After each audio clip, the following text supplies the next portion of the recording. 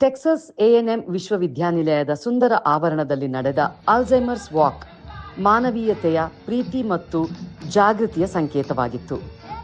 ಬೆಳಗಿನ ತಂಪಾದ ಗಾಳಿಯೊಂದಿಗೆ ಸಾವಿರಾರು ವಿದ್ಯಾರ್ಥಿಗಳು, ಪ್ರಾಧ್ಯಾಪಕರು, ವೈದ್ಯಕೀಯ ಸಿಬ್ಬಂದಿ, ಕುಟುಂಬ ಸದಸ್ಯರು ಮತ್ತು ಸ್ವಯಂ ಸೇವಕರು ಸೇರಿಕೊಂಡು ಒಂದೇ ಧ್ವನಿಯಲ್ಲಿ ಸಂದೇಶ ನೀಡಿದರು: let's walk to end Alzheimer's.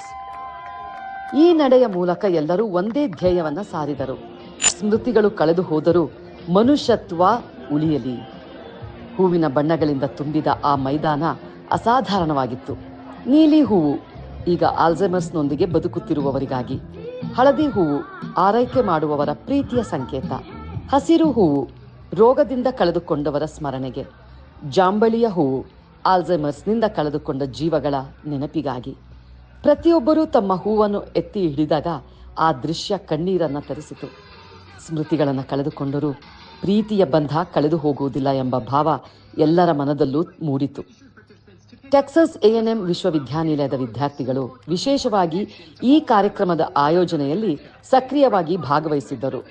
ಅವರ ಪೋಸ್ಟರ್ಗಳು, ಜಾಗೃತಿ ಭಾಷಣಗಳು ಮತ್ತು ಸಾಂಸ್ಕೃತಿಕ ಕಾರ್ಯಕ್ರಮಗಳ ಮೂಲಕ ಆಲ್ಝೈಮರ್ಸ್ ಬಗ್ಗೆ ಮಾಹಿತಿ ಹಂಚಿಕೊಂಡರು.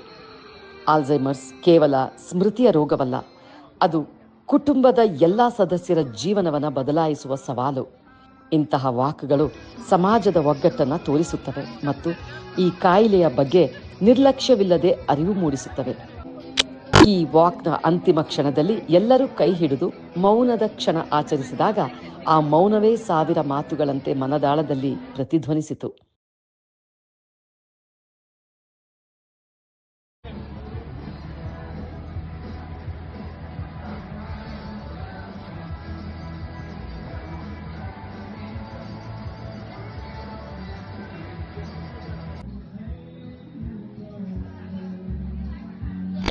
ಟೆಕ್ಸಸ್ ಎಎನ್ಎಂ ವಿಶ್ವವಿದ್ಯಾನಿಲಯದ ಈ ಆಲ್ಝೈಮರ್ಸ್ ನಡೆ ನಮಗೆ ನೆನಪಿಸುತ್ತೆ: ಸ್ಮೃತಿಗಳು ಮಸುಕಾದರೂ ದಯೆ ಮತ್ತು ಪ್ರೀತಿ ಎಂದಿಗೂ ಮಾಸುವುದಿಲ್ಲ.